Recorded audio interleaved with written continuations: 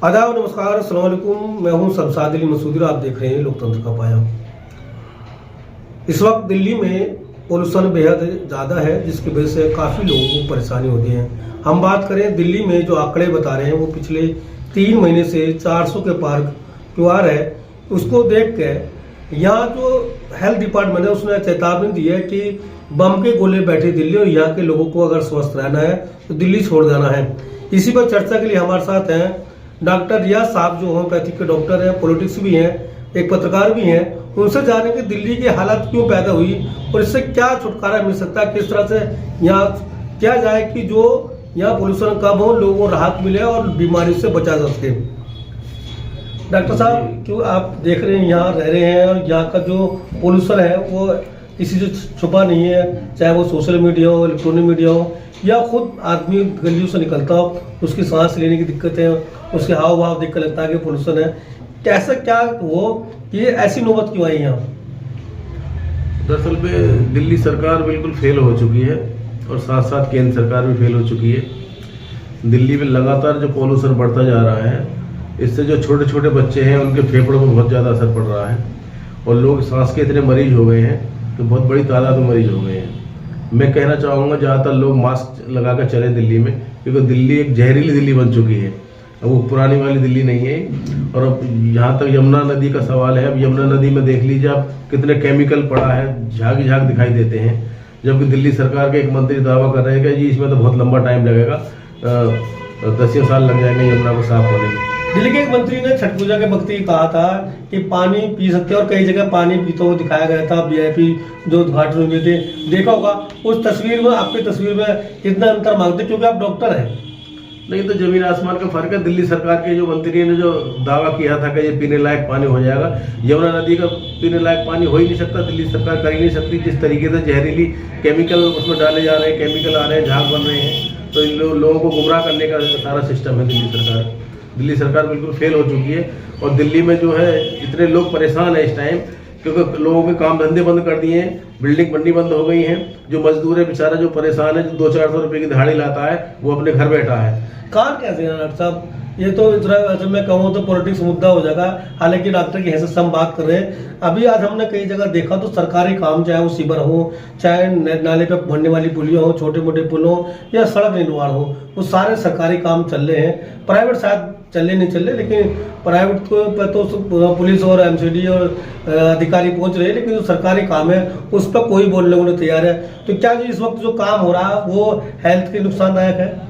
नहीं, हेल्थ के लिए बहुत ज़्यादा नुकसानदायक है। जब गवर्नमेंट ने जो है सारे प्राइवेट काम, सारी बिल्डिंग बंद कर दी हैं, कोई काम नहीं चल रहा, तो वे सरकारी काम क्यों हो रहे हैं? वो क्यों नहीं रुकते हैं? क्यों फ्लाईओवर बन रहे हैं? क्यों मतलब जो नाले और नालियाँ बन रही हैं? तो ये तो बहुत गलत है ना। ये तो जनता के साथ सरासर धोखा है।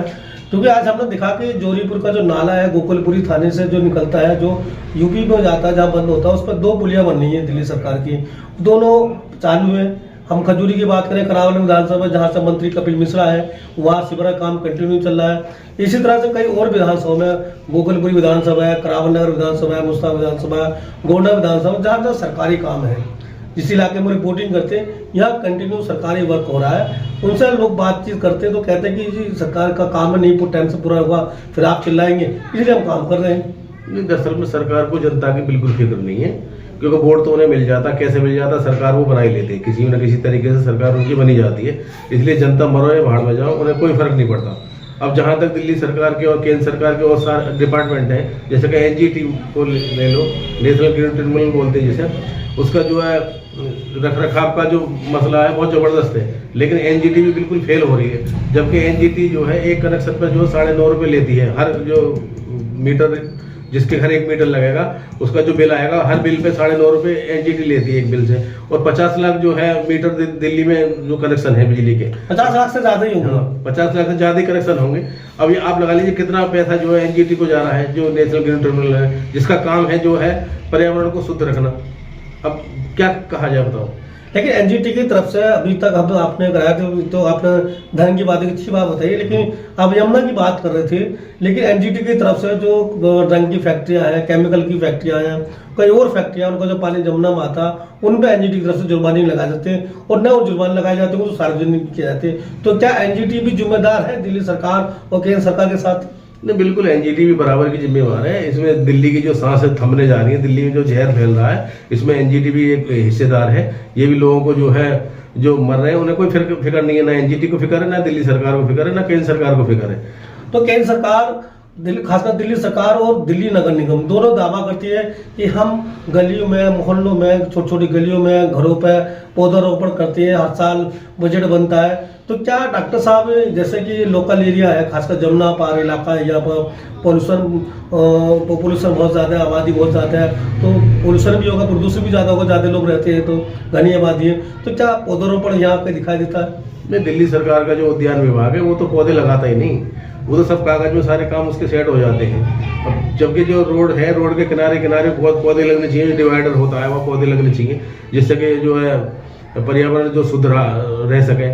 लेकिन जो सरकार की वो नहीं उपलब्धि इस बारे में कोई भी। अच्छा, एक और सवाल है कि एमसीडी की बात करें या घर आगे में पेड़ लगाने की बात करें, तो कई लोग पेड़ लगाने से बचते हैं, कहते हैं कि हम नहीं लगा रहे, हम नहीं लगाना चाहते हैं। तो ऐसा क्या है कि लोग अपने खाली प्लॉट में पेड़ लगाने से बचते हैं, घर के आगे पेड़ लगाने से बचते हैं?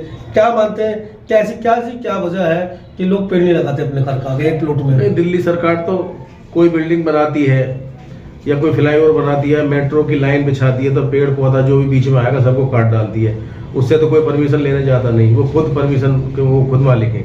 अगर कोई घर में, परिवार में, जो आम आदमी अपने प्लॉट में अगर कोई पौधा लगा लेता है, उसके जान को सबसे बड़ी मुसीबत आती है। जो पौधा बड़ा हो जाता है या उसने वो प्लॉट बेच दिया, 20 लाख रुपए का प्लॉट बेचा, तो वो जो काटने के लिए, जो उस पेड़ को काटने के लिए परमिशन लेनी पड़ेगी।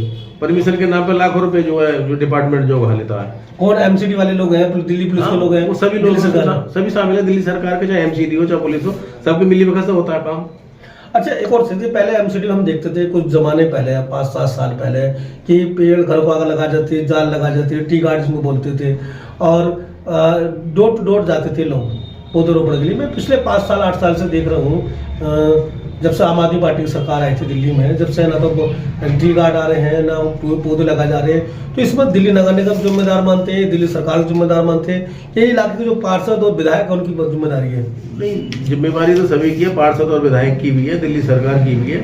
मैं तो इतना कहना चाहूँगा दिल्ली सरकार से, खासकर दिल्ली सरकार और केंद्र सरकार से और एनजीटी से भी एक ऐसा कानून लाया जाए, मतलब दिल्ली के अंदर खासकर, कि दिल्ली में हर जो लोग रह रहे हैं अपने अपने घरों में रह रहे हैं पर्सनल, वो हर आदमी को एक पौधा लगाना अपने घर पर जरूरी, मतलब जो है जरूर कर दिया जाए कि हर आदमी एक पौधा जरूर लगाएगा।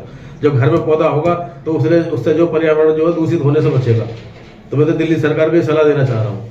नहीं, देखिए एक और, अगर कई लोगों एडवाइजर है कि अगर लोग अपनी छतों पे सब्जियां उगा लें, घरों में गमले लग लें, और दिल्ली सरकार को ऐसी व्यवस्था करे कि उसका जो खर्च है दिल्ली सरकार उठा ले या एमसी उठा ले, तो दिल्ली का जो पोल्यूशन है वो कम हो सकता है। क्योंकि एनजीटी की बात बड़ी रकम आपने बताई अभी, 9.5 या 10 रुपये या 6 रुपये, जो भी रकम वो लेते हैं वो अरबों रुपये में जाकर बैठती है। अगर उस पैसों को ही एनजीटी या दिल्ली सरकार या नगर निगम वो आम लोग पर खर्च कर दे, तो शायद यहाँ का पोल्यूशन का जो बढ़ रहा है वो कम हो सकता है। नहीं, बिल्कुल कम हो जाएगा दिल्ली सरकार, लेकिन इस तरफ सोचती कहाँ। सबसे बुरा इलाका इन्होंने यमुना पार का बना रखा है। यमुना पार में कोई विकास नहीं है।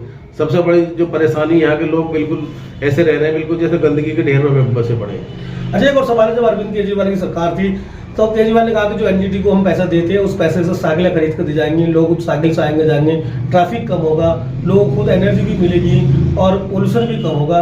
लेकिन वो साइकिल स्कीम भी अभी पता नहीं कहाँ है, वो सरकार चली गई है, नई सरकार आ गई है। इससे पहले कहा था कि हम पौधारोपण में अलग पैसा खर्च करेंगे, कुछ और मशीनें लगाएंगे जगह जगह जिससे पोल्यूशन कम की जगह, पानी के टैंक लगाएंगे।